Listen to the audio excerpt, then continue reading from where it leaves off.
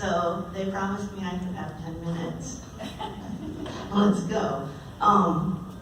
This is an award about empowering hope, and the love of my life would tell me that hope is the thing with feathers that perches in the soul and sings the tune without the words and never stops at all. But unlike her, I don't have a lot of use for Emily Dickinson, and I definitely would never want to have those words tattooed onto my body. No, for me, hope is a different thing entirely, and that's what I want to talk about. If anything, I think hope is a mandate and a commitment to survival. Let me explain. So, first let's consider that our beloved government sets up a federal poverty line and then pays everyone on SSI less, considerably less than that. Currently at $841 a month, this is the first year in my life that I will have over $10,000. Don't get me wrong.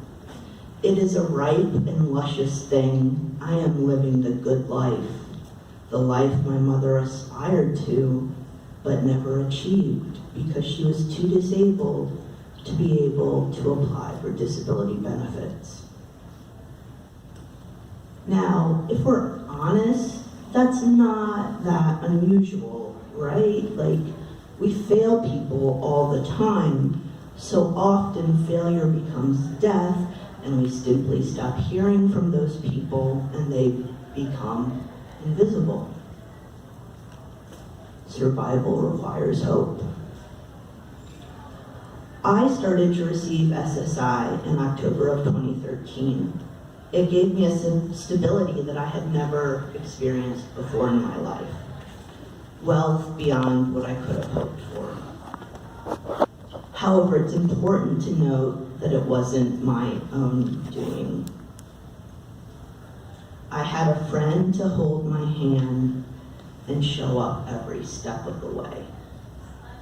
Filling out forms, opening and reading my mail from Social Security, driving me places, going with me to appointments, advocating for me at the SSA. In this way, and a few others, this friend has literally saved my life a few times. She ensured my survival, which is something that I could not do for myself. Survival requires hope.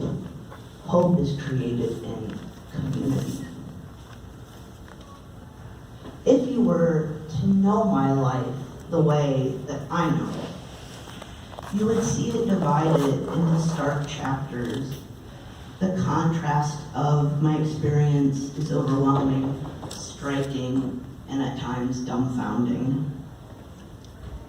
As much as today that my life is defined by love, recognition, community, found family, fulfillment, safety, and healing.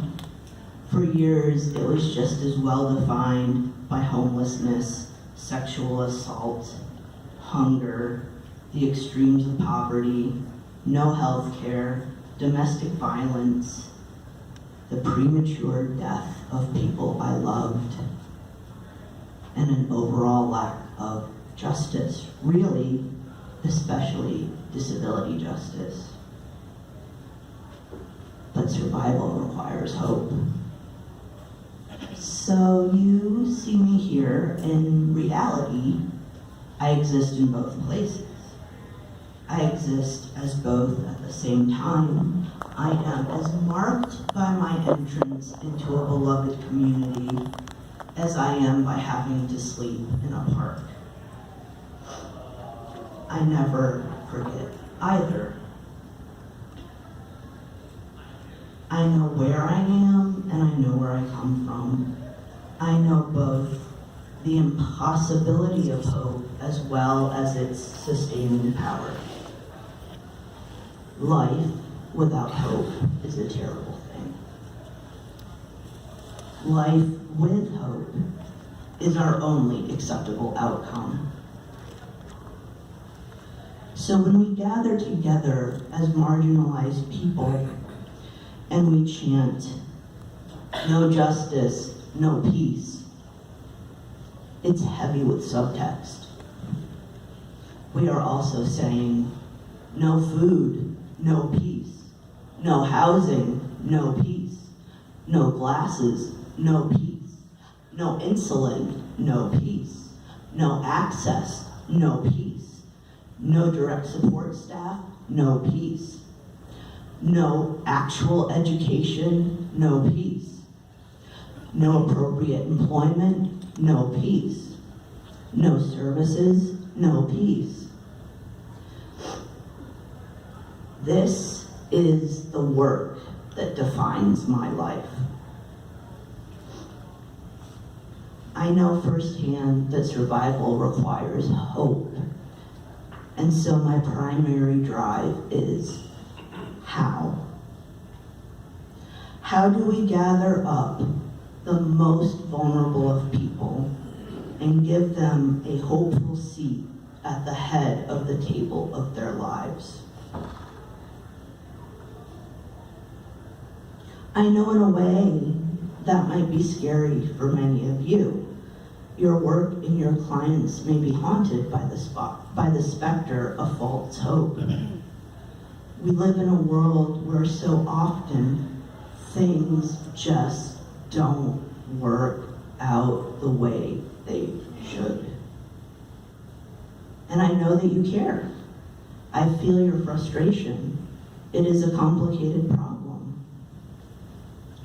What I am proposing, then, is more a mode of reflection than a revolution.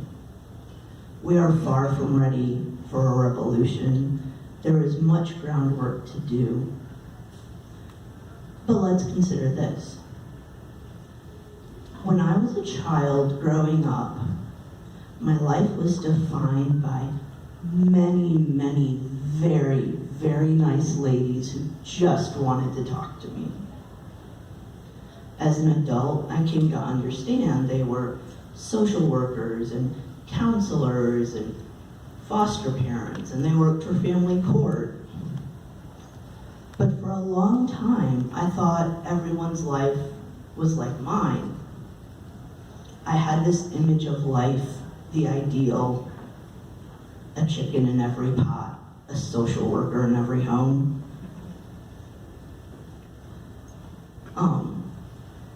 Along with food stamps and self-injury and suicide attempts beginning at age 8, and a mother who would vanish for long stretches at a time. I understood everyone's life to be this way.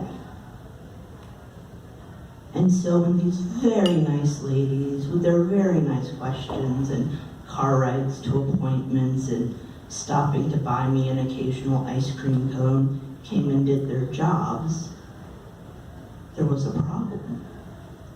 The problem was that their jobs never gave me what I needed, because what I needed comes from a community. They could not offer me an unshakable, secure place in the world. They couldn't stop bullies or abuse. They didn't connect me with other peers like myself.